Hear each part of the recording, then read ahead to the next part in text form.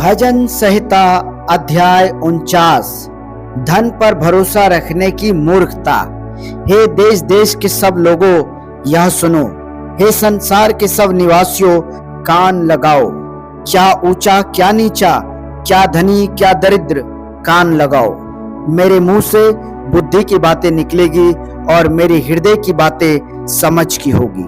मैं नीति वचन की ओर अपना कान लगाऊंगा। मैं वीणा बजाते हुए अपनी गुप्त बातें प्रकाशित करूंगा। विपत्ति के दिनों में जब मैं अड़ंगा मारने वालों की बुराइयों से घिरूं, तब मैं क्यों डरूं?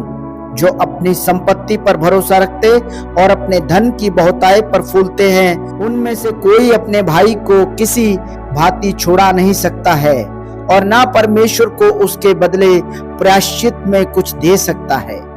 क्योंकि उनके प्राण की छुड़ौती भारी है, वह अंत तक कभी ना चुका सकेंगे।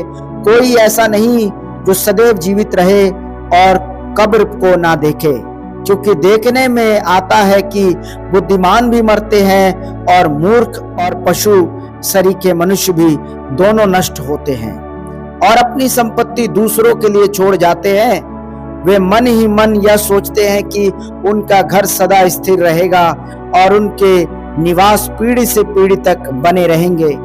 इसलिए वे अपनी अपनी भूमि का नाम अपने अपने नाम पर रखते हैं, परंतु मनुष्य प्रतिष्ठा पाकर भी स्थिर नहीं रहता। वह पशुओं के समान होता है जो मर मिटते हैं। उनकी यह चाल उनकी मूर्खता है, तो भी उनके बाद लोग उनकी बातों से प्रसन्न होते हैं। वे अधोलोक की मानो भेड़ बकरियां ठहरे गए हैं। मृत्यु उनका गडरिया ठहरी और भोर को सीधे लोग उन पर प्रभुता करेंगे और उनका सुंदर रूप अधोलोक का कोर हो जाएगा और उनका कोई आधार ना रहेगा।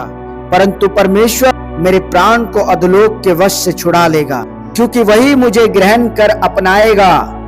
जब कोई धनी हो जाए और उसके घर का वैभव बढ़ जाए, तब तू भय ना खाना, क्योंकि वह मर कर कुछ भी साथ ना ले जाएगा, ना उसका वैभव उसके साथ कब्र में जाएगा।